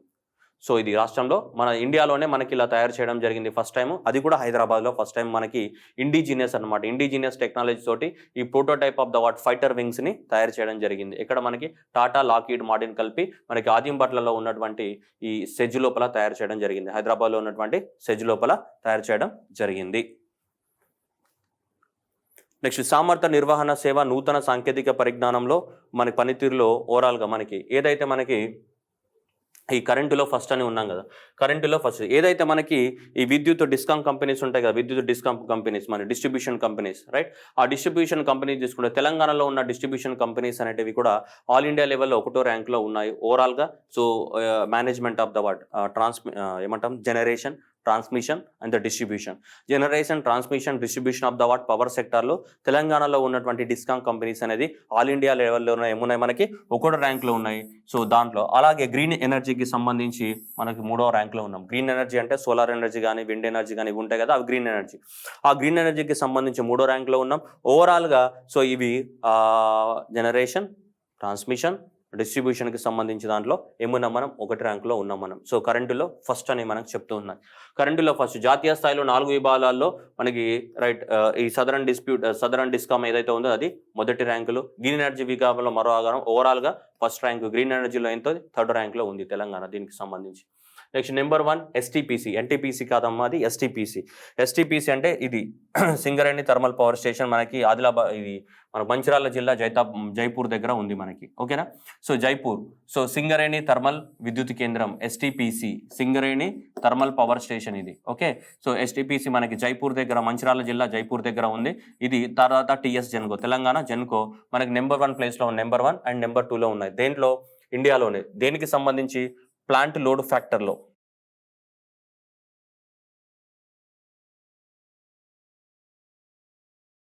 దీనికి సంబంధించి ప్లాంట్ లోడ్ ఫ్యాక్టర్ని తీసుకున్నప్పుడు, ప్లాంట్ లోడ్ ఫ్యాక్టర్ అంటే ఏంటిది? థర్మల్ పవర్ స్టేషన్ యొక్క కెపాసిటీ ఎంత ఉంది, ఆ కెపాసిటీకి ఉన్న ఎంత కెపాసిటీ ఉంది, ఆ కెపాసిటీలో ఎంత విద్యుత్ శక్తి ప్రొడక్షన్ చేస్తుంది. ఫర్ ఎగ్జాంపుల్ అది 5000, ఫర్ ఎగ్జాంపుల్ ఇది ఎస్టీపీసీ తీసుకున్నాం అనుకో. ఈ ఎస్టీపీసీ అనేది దాదాపు 1200 మెగావాట్లు ఉంది. ఈ 1200 మెగావాట్లలో ఇది 900 మెగావాట్ల వరకు చేయొచ్చు, మేబీ 850 మెగావాట్ల ప్రొడక్షన్ చేయొచ్చు, మేబీ 1000 మెగావాట్లు కూడా ప్రొడక్షన్ చేయొచ్చు. దాన్ని ఏమంటాం? మన లోడ్ ఫ్యాక్టర్ అని చెప్తున్నాం. ప్లాంట్ లోడ్ ఫ్యాక్టర్ అంటే ఆ ప్లాంట్ అనేది ఎంత ప్రొడక్షన్ చేస్తుంది అనే దాన్ని ప్లాంట్ లోడ్ ఫ్యాక్టర్ అని చెప్తుంటాం. ఈ ప్లాంట్ లోడ్ ఫ్యాక్టర్ని పరిగణలోకి తీసుకున్నప్పుడు మనకి ఆల్ ఇండియా లెవెల్లోనే తెలంగాణవి 2 ఎస్టీపీసీ, ఈ సింగరేణి థర్మల్ పవర్ జైపూర్లో కొమరం భీం ఆసిఫాబాద్, దీని యొక్క పిఎల్ఎఫ్ ప్లాంట్ లోడ్ ఫ్యాక్టర్ ఎంత ఉంది? 87% ఉంది అనమాట. అంటే అది 87% ఆఫ్ ద ఎఫిషియన్సీ తోటి వర్క్ చేస్తుంది. అంటే అంత పెద్ద ఎత్తున పవర్ ప్రొడక్షన్ జరుగుతుంది అని. అంటే 87% of the plant load factor తోటి ఆల్ ఇండియా లెవెల్లో ఫస్ట్ ర్యాంక్లో ఉంది. అట్లాగే మనకి తెలంగాణ జెన్కో అనేది మళ్ళీ 73% తోటి సెకండ్ ప్లేస్లో ఉంది. తర్వాత మనకి పశ్చిమ బెంగాల్, ఛత్తీస్గఢ్ ఇవన్నీ ఉన్నాయి మనకి. దేనికి సంబంధించిన డాటాని పరిగణలోకి తీసుకున్నప్పుడు ప్లాంట్ లోడ్ ఫ్యాక్టర్ అంటే అక్కడ ఎంత లోడు ఇస్తే అది ఎంత ఎనర్జీని ప్రొడక్షన్ చేస్తుందని ప్లాంట్ లోడ్ ఫ్యాక్టర్ కింద తీసుకున్నప్పుడు మనకి ఏది ఈ సింగరేణి థర్మల్ పవర్ స్టేషన్ అనేది ఎక్కడ ఉంది? జైపూర్, మంచిర్యాల జిల్లాలో ఉంది మనకి, ఓకేనా. సో ప్లాంట్ లోడ్ ఫ్యాక్టర్లో దేశంలో మొదటి స్థానం, 2వ స్థానంలో తెలంగాణ జెన్కో. ఎవరు ఫస్ట్ మొదటి స్థానంలో ఎవరున్నారు? ఇది సింగరేణి థర్మల్ విద్యుత్ కేంద్రం, సింగరేణి థర్మల్ పవర్ స్టేషన్ ఎక్కడ ఉంది? జైపూర్, మంచిర్యాల డిస్టిక్లో ఉంది. ఇక మిగిలిన ఇవన్నీ ఉంటాయి కదా చిన్న చిన్నవి, ఈ ఏ పొలిటికల్ పార్టీకి సంబంధించిన వాళ్ళు వీళ్ళంతా కూడా ఆ పార్టీ కోసం తిరుగుతూ ఉంటారు. ఇక ఏం పదవి లేకుంటే ఏదో పదవి వాళ్ళ మొహాన కొట్టాలి కదా, లేకుంటే ఫీల్ అవుతారు, హట్ అవుతాయి, ఫీలింగ్స్ అనే ఫిల్టర్ అవుతాయి కదా, అందుకని చెప్పేసి వీళ్ళందరినీ అపాయింట్ చేయడం జరిగింది మనకి. సో వీటిలో బ్రీవరేజ్ కార్పొరేషన్ చైర్మన్గా గజ్జల నాగేష్, ఈయన బ్రీవరేజ్ కార్పొరేషన్ చైర్మన్గా. జూలూరి గౌరీశంకర్, తెలంగాణ సాహిత్య అకాడమీ చైర్మన్గా జూలూరి గౌరీశంకర్. ఇతను ఎర్రోల్ల శ్రీనివాస్, సో తెలంగాణ యొక్క ఏంటి medical devices and the infrastructure development, so వైద్య సేవలు ఉంటాయి కదా వాటికి సంబంధించి medical services and infrastructure development కార్పొరేషన్గా ఎవరిని? ఎర్రోల శ్రీనివాస్ని. నెక్స్ట్ మన్నెం క్రిషాంక్ని, సో మినరల్ డెవలప్మెంట్ కార్పొరేషన్, ఖనిజాభివృద్ధి సంస్థ అంటే ఏంటిది? మినరల్ డెవలప్మెంట్ కార్పొరేషన్గా మన్నెం క్రిషాంక్ని. అండ్ వేద సాయి చంద్ని, so this is a warehouse corporation చైర్మన్గా. రాష్ట్ర గిడ్డంగులు, గిడ్డంగులు అంటే ఏంటిది? Warehouse corporation, warehouse కార్పొరేషన్గా ఇతన్ని. నెక్స్ట్ మహిళా సహకార సంస్థ చైర్మన్గా, ఉమెన్ ఎకనామిక్ ఎంపవర్మెంట్ సంస్థ యొక్క చైర్మన్గా ఎవరిని? ఆకుల లలితని. నెక్స్ట్ వచ్చేసి రాష్ట్రం యొక్క గొర్రెలు మేకల అభివృద్ధి సంస్థ చైర్మన్గా బాలరాజు యాదవ్, యాదవ్ అనే పేరు ఉంది కదా, ఈజీ గుర్తుపెట్టుకోవచ్చు. నెక్స్ట్ వచ్చి సాంకేతిక సేవల సంస్థ చైర్మన్గా పాటమీది, అంటే ఈ టెక్నాలజికల్ సర్వీసెస్ ఏవైతున్నాయో దానికి సంబంధించి ఈ పాటమీది జగన్ రావు. వీళ్ళందరినీ కూడా మనకి కార్పొరేషన్ చైర్మన్గా అపాయింట్ చేయడం అనేది జరిగింది, చిన్న చిన్న కార్పొరేషన్స్ చైర్మన్గా. ఇందులో ఏది ఎక్కువగా ఇంపార్టెంట్ అంటే ఇది ఎక్కువగా ఇంపార్టెంట్, మిగతావన్నీ అడగకపోవచ్చు, మిగతావంతా ఏదో ఒక పొలిటికల్ పార్టీకి సంబంధం ఉన్న వాళ్ళు కాబట్టి అలా క్వశ్చన్స్ అడగకపోవచ్చు. కానీ ఇతను ఏ పొలిటికల్ పార్టీకి సంబంధం లేని, సో తెలంగాణ సాహిత్య అకాడమీ చైర్మన్గా ఎవరు అపాయింట్ అయ్యారు? జూలూరి గౌరీశంకర్. అండ్ ఇతను రాసినటువంటి బుక్స్ ఏమున్నాయో వాటి మీద కూడా కాన్సన్ట్రేషన్ చేయాలి. జూలూరి గౌరీశంకర్ రాసినటువంటి, సో అవన్నీ చాలా బుక్స్ ఉంటాయి కదా, పొత్తిడి, మక్కలి, రైట్, సో మత్తడి, ఇట్లాంటి కొన్ని బుక్స్ ఉంటాయి. ఈయన రాసినటువంటి బుక్స్ దాని గురించి టోటల్గా డీటెయిల్ తెలుసుకోవాలి. ఎవరిది? జూలూరి గౌరీశంకర్, తెలంగాణ సాహిత్య అకాడమీ చైర్మన్. నెక్స్ట్ ప్రగతి పథంలో తెలంగాణ జిల్లాలో మరో 70 పారిశ్రామిక వాడలు, స్థానిక యువతకు ఉపాధి కల్పించాలనే లక్ష్యం, ఉత్పత్తుల ఆధారంగా పరిశ్రమలకు ప్రాధాన్యత. ఓకే, ప్రతి జిల్లాలలో మనకి ఈ ఇండస్ట్రియల్ పార్క్స్ పెట్టాలని తెలంగాణ గవర్నమెంట్ అని డిసైడ్ అయింది. దాదాపు 70 వాటికి ఇప్పటివరకు ఆల్రెడీ మొత్తం కూడా 165 ఆల్రెడీ ఉన్నాయి మనకి. సో ఇప్పుడు కొత్తగా 70 అనేది అప్రూవ్ చేయడం జరిగింది. ఈ 70 అనేది ఏ జిల్లాలో ఏంటంటే జగిత్యాలలో ఒకటట, మహబూబ్ నగర్, మహబూబాబాద్, ఇలా పెద్ద లిస్ట్ ఇచ్చారు. మొత్తానికి ఓవరాల్గా రాష్ట్రం మొత్తంలో 70 ఏం పెంచాలని కూడా పారిశ్రామిక వాడలు, అంటే ఇండస్ట్రియల్ కారిడార్స్ అనమాట. ఇండస్ట్రియల్ కారిడార్స్ అంటే అక్కడ ఇండస్ట్రీస్ పెట్టి సో లోకల్లో ఉన్న పీపుల్కి ఏం చేస్తారు? మనకి ఎంప్లాయ్మెంట్ ప్రొవైడ్ చేయాలని. అలా తెలంగాణలో ప్రతి డిస్ట్రిక్ట్ డిస్టిక్లో అక్కడ ఉన్నటువంటి రా మెటీరియల్స్ ఆధారంగా ఏ రా మెటీరియల్ దొరుకుతుంటుందో ఆ రా మెటీరియల్ ఆధారంగా ఇప్పుడు సిరిసిల్ల తీసుకున్నాం అనుకో టెక్స్టైల్కి సంబంధించి అట్లా. సో ఏదైనా ఒక రా మెటీరియల్ ఏదైతే ఉందో ఆ రా మెటీరియల్ ఆధారంగా అన్ని డిస్టిక్లలో మనకి ఏం పెట్టాలనుకుంటాం, ఇండస్ట్రియల్ కారిడార్స్ నిర్మించాలనుకుంటాం. దాంట్లో భాగంగా 70 ఇండస్ట్రియల్ కారిడార్స్ నిర్మించాలని సో తెలంగాణ ప్రభుత్వం సంకల్పించింది. ప్రతి డిస్టిక్లో కొన్ని ఉన్నాయి మనకి. ఇలా అన్ని డిస్టిక్ వైజ్ అనే డాటా ఇవ్వడం జరిగింది. అన్ని గుర్తుపెట్టుకోవాలంటే అన్ని అవసరం లేదు, జస్ట్. సో జిల్లాలో ఉద్యోగాల అవకాశాలను పెంపొందించడంతో పాటు హైదరాబాద్ నగరానికి వలసలు తగ్గించే లక్ష్యంతో రాష్ట్ర ప్రభుత్వం అనే జిల్లాల వారీగా కొత్త పారిశ్రామిక వాడలకు శ్రీకారం చుడుతున్నది. ఇందులో భాగంగా దాదాపు 70 కొత్త పారిశ్రామిక వాడలను అభివృద్ధి చేయాలని సంకల్పించడం జరిగింది. నెక్స్ట్ కోమటి చెరువు సిద్దిపేట్. సో కోమటి చెరువు అనేది సిద్దిపేటలో ఉంది, మనకి సిద్దిపేట లోకల్ ఏరియాలో ఉంటుంది. సో ఇది నీటిపై తేలియాడే మ్యూజికల్ ఫౌంటైన్, జలదృశ్యాలు, పాటు విద్యుత్ కాంతులతో సిద్దిపేటలో కోమటి చెరువు సరికొత్త సొగసులు అద్దుకుంది.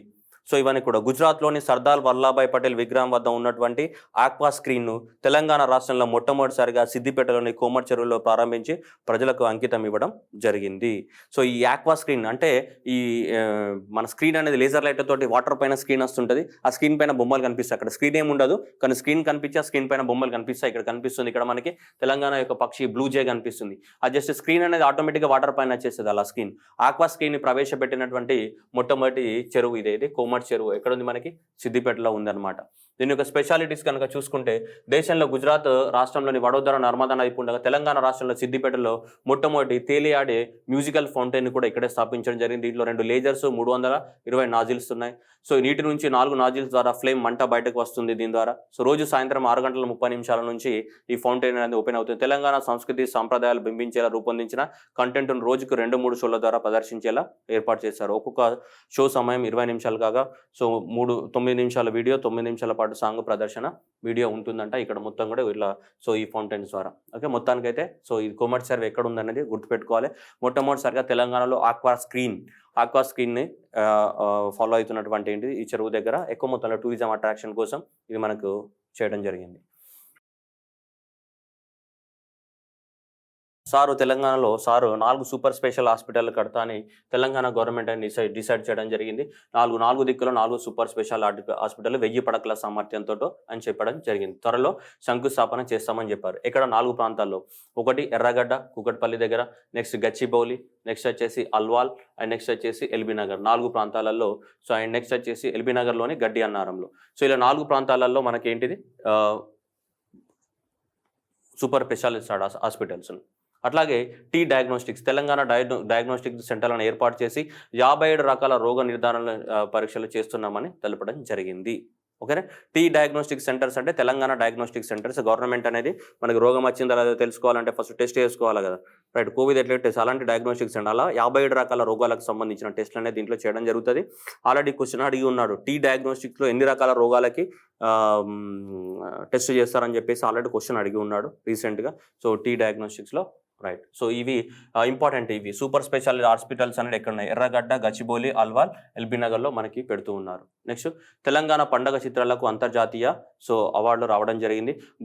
Golden lion photo circuit 2021. So Malaysia వైపున మనకి ఇతను సంథింగ్ ఇతని పేరు ఏదో ఉంది మర్చిపోయాను, శ్రవణ్ కుమార్. సో ఈ శ్రవణ్ కుమార్కి మనకి పెద్ద అంతర్జాతీయ అవార్డులు రావడం జరిగింది. తెలంగాణ యొక్క ఈ ఫోటోలో సంస్కృతి సంప్రదాయాలు, బోనాలు కానీ, బతుకమ్మ కానీ ఇలాంటివి ఉన్నాయి కదా.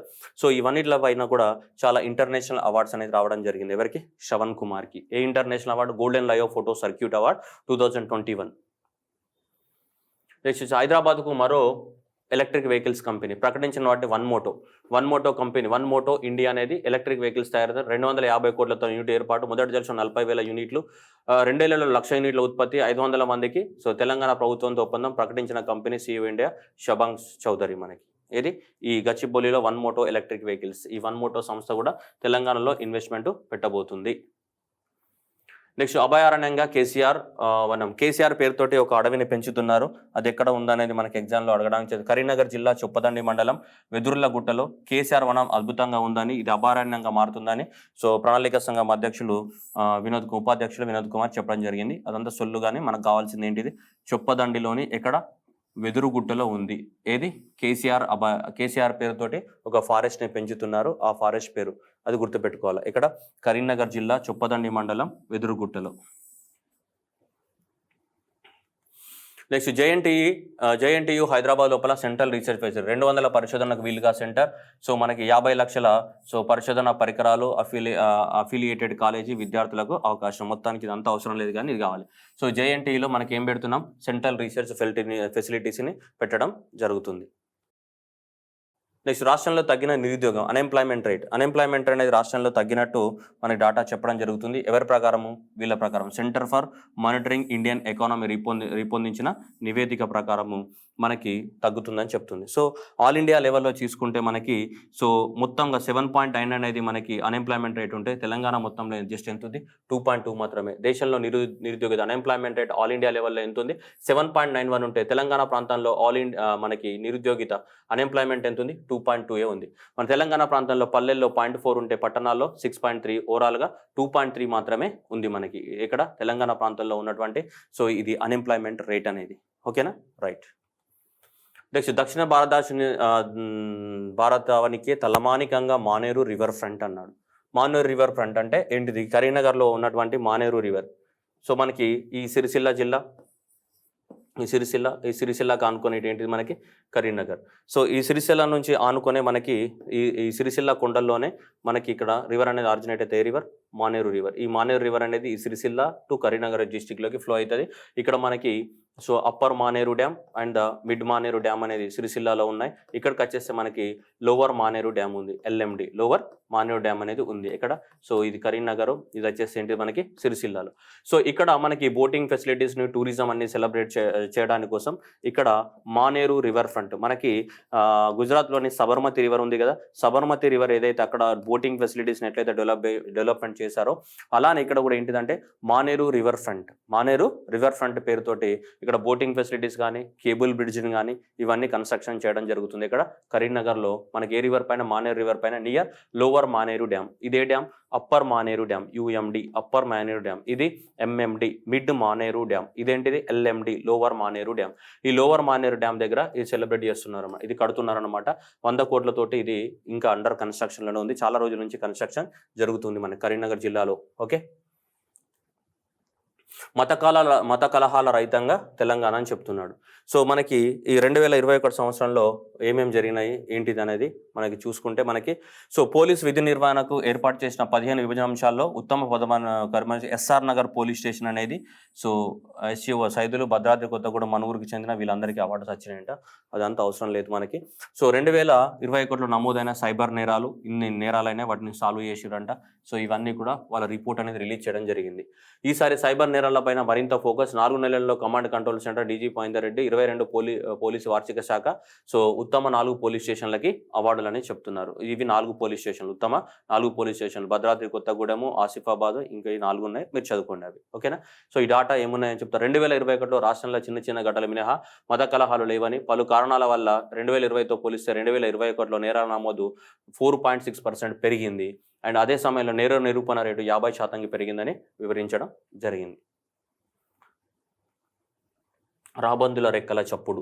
ఈ రాబందులు అంటే వల్చర్స్ అనేటివి భారతదేశంలో పూర్తిగా అంతరించిపోయినాయి. ఈ వల్చర్స్ అనేటివి లేవు.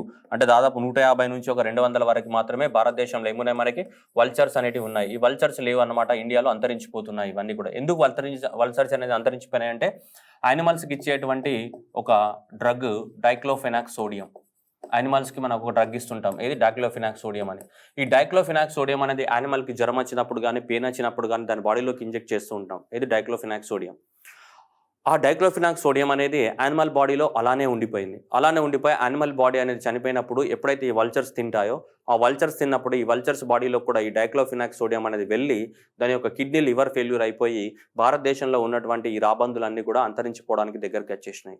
ఇవి వల్చర్స్. దేనివల్ల? ఆ వెటర్నరీ డ్రగ్ వల్ల. ఏ వెటర్నరీ డ్రగ్ వల్ల? డైక్లోఫెనాక్ సోడియం వల్ల. అంటే అది యానిమల్స్కి ఇస్తున్నాం కదా, అంటే యానిమల్ చనిపోయిన తర్వాత దాని బాడీని ఇవి రాబందులు తింటాయి కదా, తిన్నప్పుడు దీని బాడీలోకి కూడా వెళ్ళడం జరిగింది. సో అలా మనకి వచ్చింది.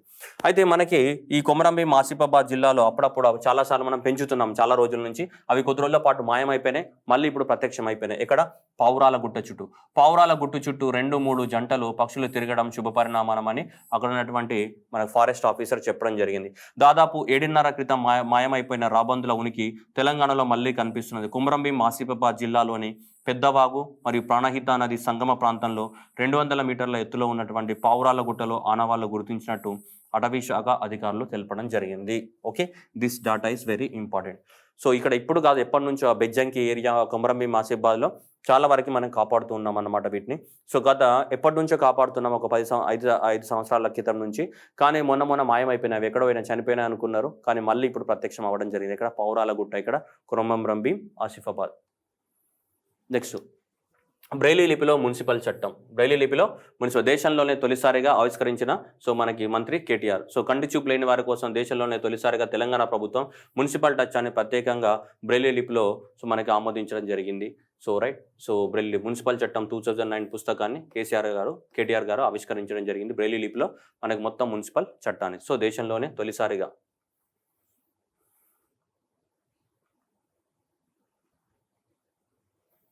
Right. Thank you everyone and all the best.